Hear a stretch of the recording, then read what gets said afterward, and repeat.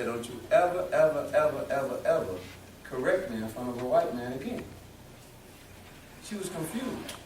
They get back in the truck. She said, Daddy, but he was cheating me. He turns and looks at her and says, what makes you think I didn't know that? This was the only way that he could feed the family. Can you imagine your pride, your identity, working hard, lazy, and you have to take this type of disrespect in order to feed 14 children? Some of us cry about getting up going to the 8 o'clock class. I was there. Some of us cry about actually walking from this locker room down to that practice field. I ain't never had to pick no cotton. I ain't never had to worry about whether or not I could eat. We didn't have any money, but that value system of survival my grandfather gave my mother, she made sure I got it. I woke up one day and said, if he can be successful in that environment, it ain't nothing stopping me but me. Culture changed. Legislation got passed. 1954, Brown versus Board of Education gave us an opportunity for us to be in this room together right now. Right now. That's why it happened. It happened for integration.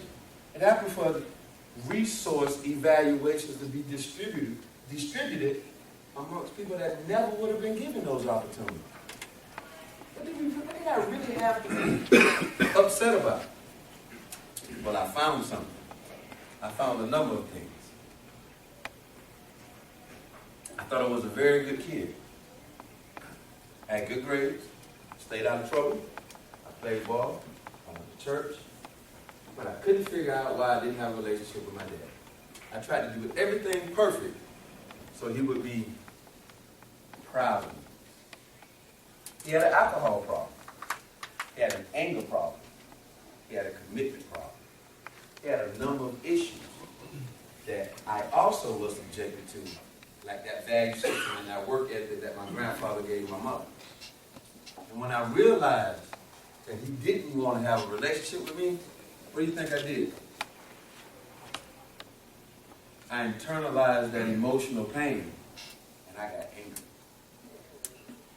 I got very angry. I got angry at people that were not deserving of it. I got angry at the world. I started feeling sorry for myself in retrospect now that I look back at it.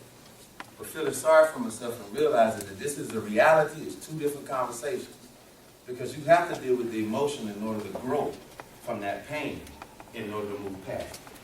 So the first thing you have to do is to be honest with yourself about that emotion you're feeling. But anger allows you to mask the real emotion of hurt and respond in subjective to people that aren't worthy. So when I signed here in February 14th, I made a commitment. Them boys ain't where I'm from up there. They soft. I'm going to go to that school and show them what a real dude is. That's what I said. So I come to Wofford College with all this anger because somebody owed me something. Even though I had no money to pay for school. Someone gave me an opportunity, but that was removed out of the conversation. I wasn't thinking about it that way then. I was young, dumb, and full of a lot of other stuff people talk about, right? I was in my own world, wallowing in my own pity, and not realizing the opportunity that I had been afforded. I came to school and had a 1.54 grade point average my first semester.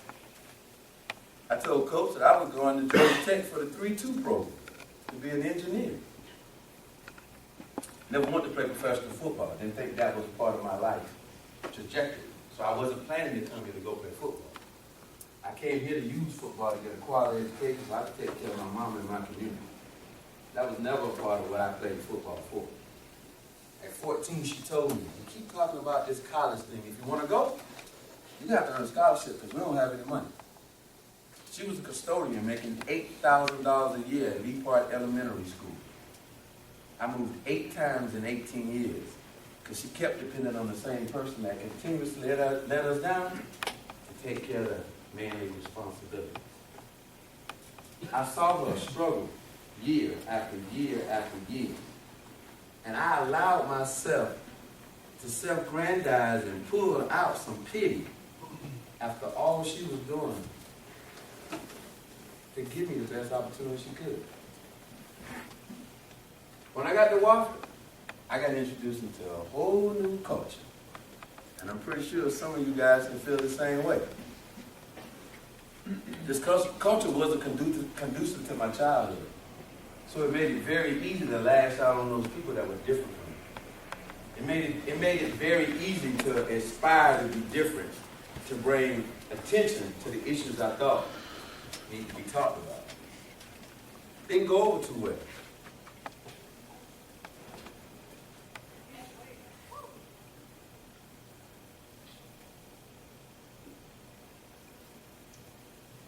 I loved playing the game, but I also knew I can't go home. You get a 1.54 in your first semester, you land on top of your bunk bed at home in Columbia, South Carolina over Christmas break. The first thing you say is, what am I going to do if I come back to the streets of Columbia, South Carolina? I know exactly what I'm going to do. Crack hit the street in 1984, 85 in California.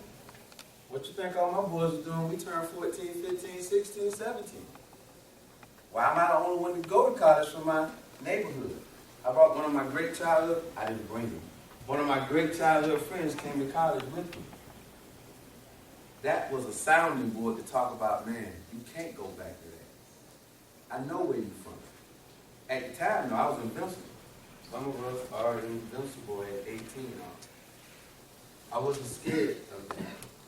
The only thing I said, I ain't gonna live past 40 anyway. That's what I thought. That's what I saw in my community.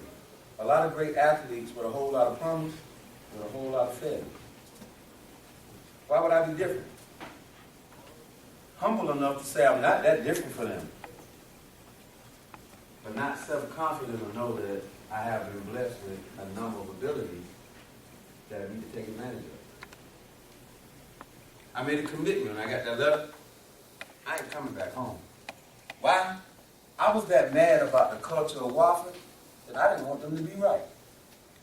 I was just that angry that I made myself believe that they were actually putting up pictures of me as a bullseye and throwing darts at me.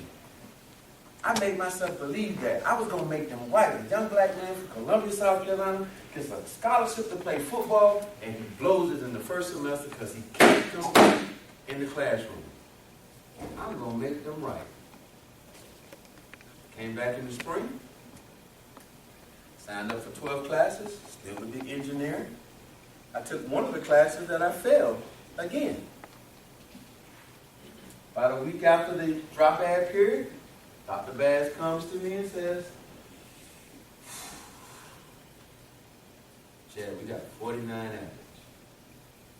I'm not sure we're going to make it. Dr. Bass, what can I do? Can I stay after? What can I do?